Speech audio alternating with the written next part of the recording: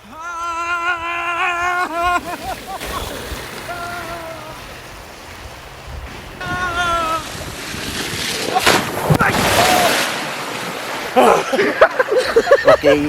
guys, na-convert na ang Guerrero Farm to whale watching.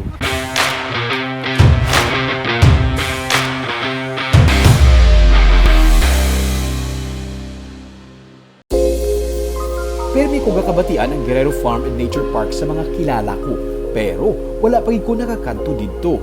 Ang pinsar ko anay, do farm lang gid siya para magpaliwaliwa, pero may pinasahi man gali siya nga mga atraksyon kag experience nga gina-offer.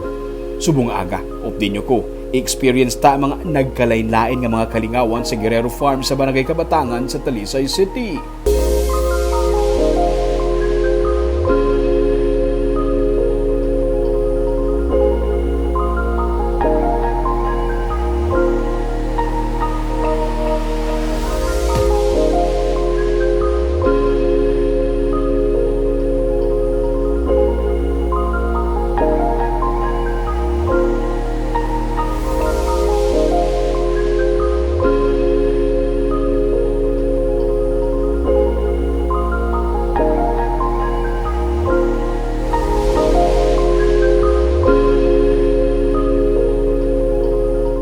Tatlo ka alagyan pakado sa Guerrero. Pwede via Conception Road sa Talisay City, via Alangilan, kag via Barangay Granada sa kilid lang sang Boys Home.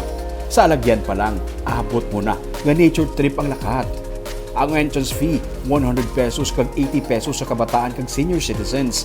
Dala na diri ang swimming. Pag-abot sa lugar, ang farm manager nga si Ralph Guerrero ang nagsugata sa amon. Gintour niya kami sa farm. Iya naging inisang una sang ilang nga pamilya nga rest house kag garden sang iya iloy nga isa ka certified plantita. Kami naging family dinner lang kasi overnight. Muna nagamatamat naman yung develop into like this. Before ano din siya ng sugarcane field, hindi man? Hindi man, barren land lang yun siya. Oo. Hill lang din siya. Wala pa ng mga plants. Amat lang kami, yung mama. And then ang mga trees. Bali si mamo yung hilig sa tanong. Amat-amat nga nag-expand kag sang ulihi, ginbuksan na sa publiko. Subong, may swimming pool, may kaugalingon man nga Mexican-inspired nga interior design sang canteen. Una kami gindala ni Ralph sa nursery sang iya nga iloy. Nagkalain-lain nga mga ornamental plants, cactus, succulents, kag pine trees ang makitaan. Ibandri collector's item. Heaven para sa plantitos kag plantitas.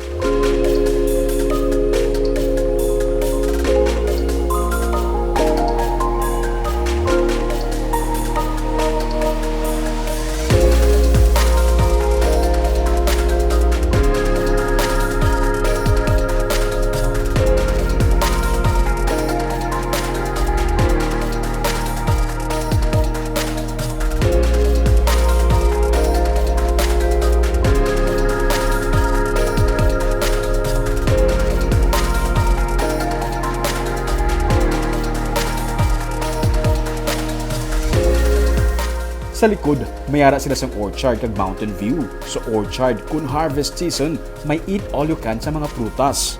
May cottages man sa palibot kag may ginatukod nga bachelor's pad nga pwede man marantahan for small gatherings. Ang ini nga parte, nagatubang sa Mount Madalagan. Sigurado, matawhayan ang lawas mo samtang nagatulok dire.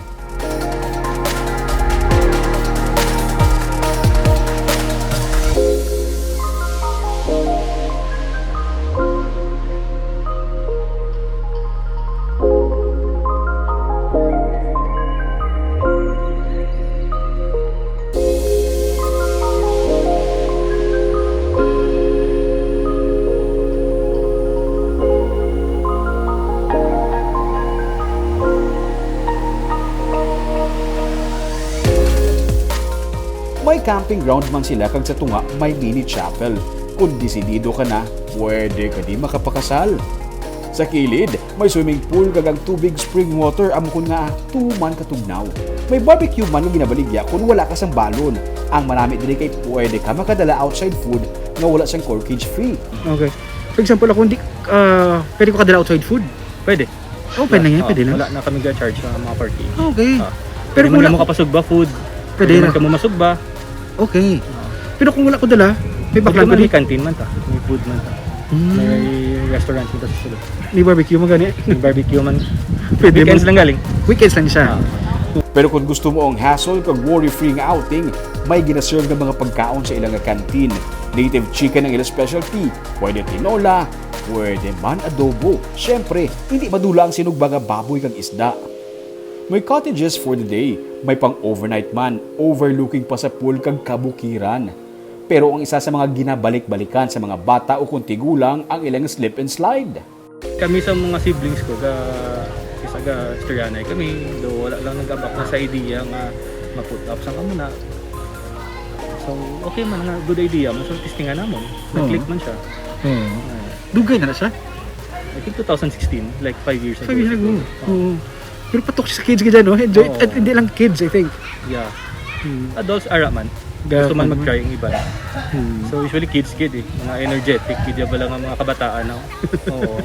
Maslide ka pa panaog kag may mini pool nga masalo sa imo pag abot mo sa idalom. Siyempre, hindi naman kompleto ang trip ta kung hindi ko ni matry. Si Master Armando Armas ang una nga maisog nga nag-testing. Anong imong last words before ka mag-dive? Oh. Wow. Antes mag-slide, baskon ka anay sang tubig na may habon. Mas nami ko kung skin lang kay dasig ang slide. Sige, agwantahon ta na lang ang kahulya. Pili ka lang sa posisyon na gusto mo sa pag-slide. Round 1!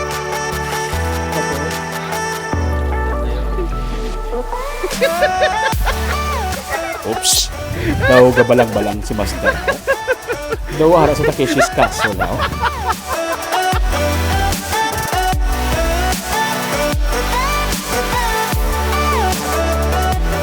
Ako niya smooth lang. Wala duro ka mo. Nasigay ah. Kabalo na ka muna. Basta gani bugat, rekta-rekta na.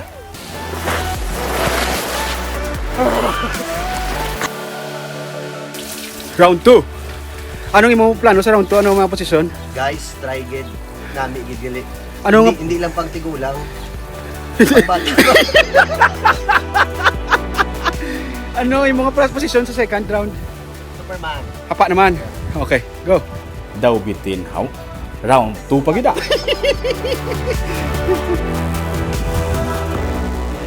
Abaw. Daw mayo si Master how kabalo na. Wala na siya na nervous breakdown.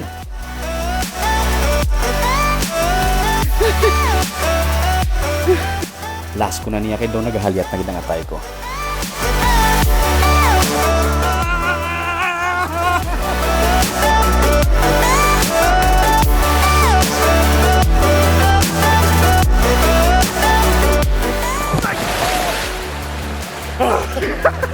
Okay, guys. Na-convert na ang Guerrero Farm to whale watching.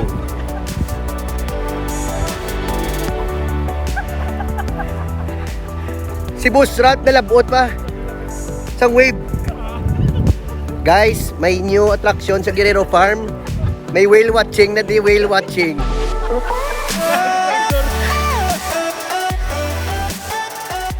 Kadasig magbalos ba? Mayo ka gida. Do agawan mo pa ko ubra ba? Basa si farm manager sa kakusog sa splash siya eh. Sa 5 ka slides, 100 pesos lang. Kung gusto mo unli, pwede 250 pesos. Hindi malipat na kung weekend lang ang slip and slide kag wala ini kung weekdays. Okay na ko sa 2 ka slide. Sigurado ko mamanyos gid ko ni karon sa gabi isang pangkakasakit sa lawas. Ang Guerrero Farm gali for all ages. Bisan ano pa ang edad mo, sigurado malingaw ka. Imagine na bala, bilog na barkada o kung pamilya, nagapasunod slide. Hindi ka na ayhan hapuon sang kadlaw. Ining Guerrero Farm ang lugar para sa mga plantitos, mga plantitas, mga senior citizens nga luyag mag-relax kag mga kabataan nga gusto sang enjoyment. Sa karon ang matamat pa ang development kag mga pagbag-o sa sininga farm para makakomodar pagid sa mas madamo nga mga bisita. Kung luyag nyo mga updated sa mga episodes sa Tripping ni Ruming, please do follow our Facebook page and YouTube channel Digicast Negros. Ululupad kita sa pagbangon. Ako si Romeo Subaldo kag ini ang Tripping ni Ruming.